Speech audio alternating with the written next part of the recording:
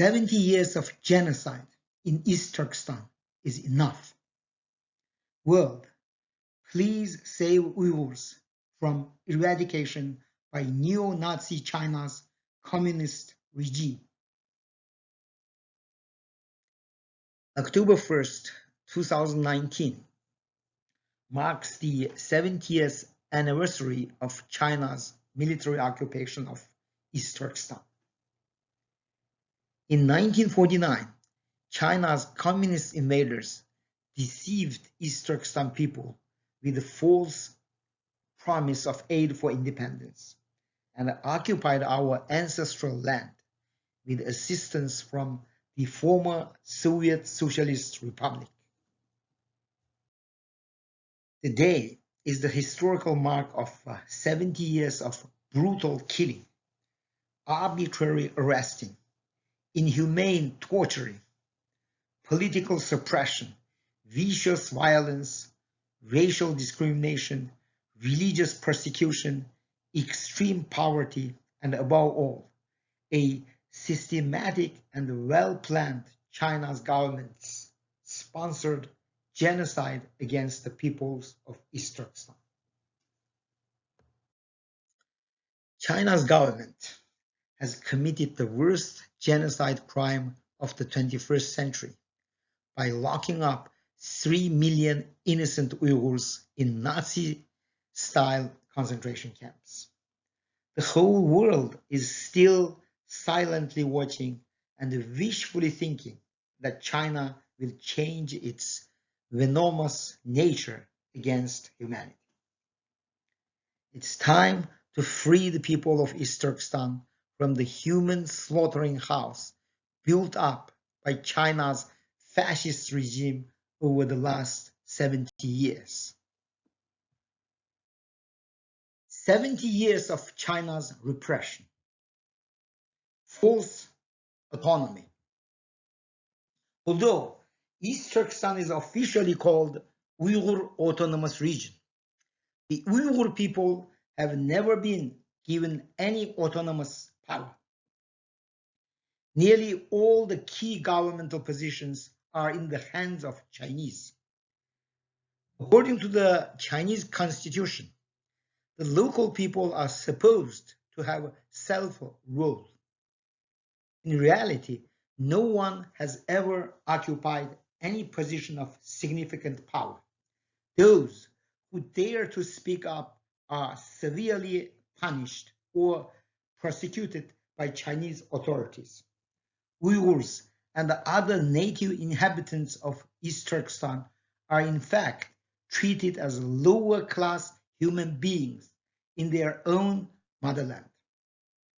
As recently as this year, the chairman of Uyghur Autonomous Region, Mr. Nur Bakri, was put into long-term house arrest without any proper charges. Political persecution. According to official statistics, in the last 2 years, China has executed several thousand Uyghurs and arrested more than 1 million people on the charge of separatist and nationalist activity without proper judicial procedure. An estimated 3 million innocent Uyghurs are locked up in concentration camps. East Turkestan is the only region in China where political prisoners are being openly executed. Restriction of religious freedom. Any religious activity that is not proven by government authority will be labeled as illegal religious activity, spreading nationalist idea by using Islamic teaching. The Muslims are deprived of freedom of religious choice by forcing to attend mosques administered by communist-assigned, government-paid mullah and akhunds, religious personnel. Praying at home could be considered as illegal religious activity. Racial discrimination. While Chinese immigrants enjoy full employment and receive double wages in East Turkestan, the unemployment rate among the local Turk people is extremely high. Local people have no right to express any discontent towards the government's discrimination policy.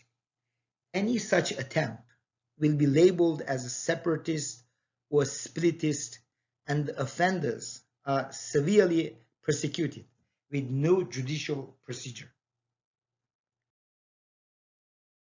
Mass immigration policy.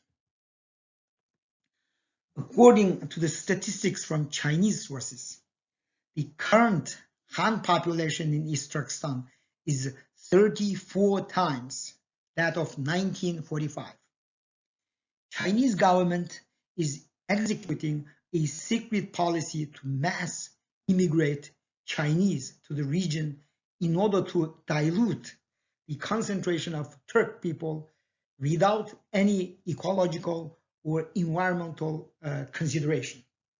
Although quite a lot of Chinese and Western scientists have been consistently warning the ecological disaster that will occur if mass immigration is out of control.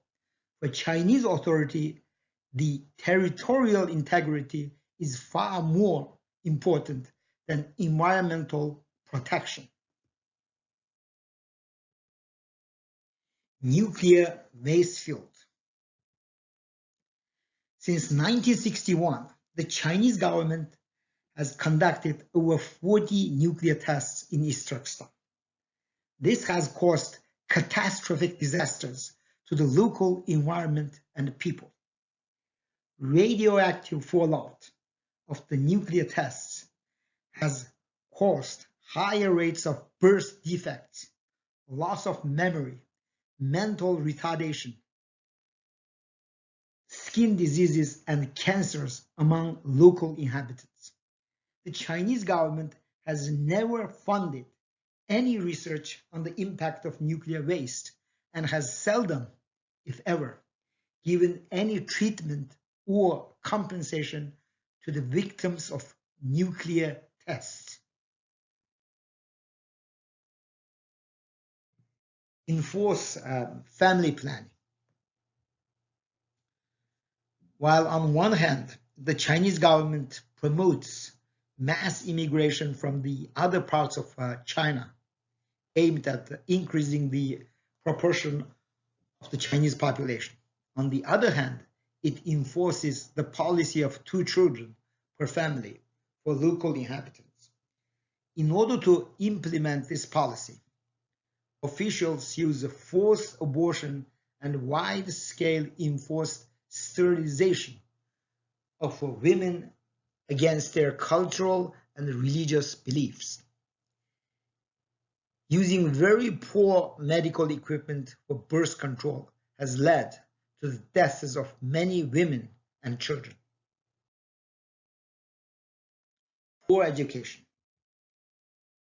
The Chinese government uses a badly administered educational system on so-called minority people in the region. The educational quality is among the lowest in all the provinces of China.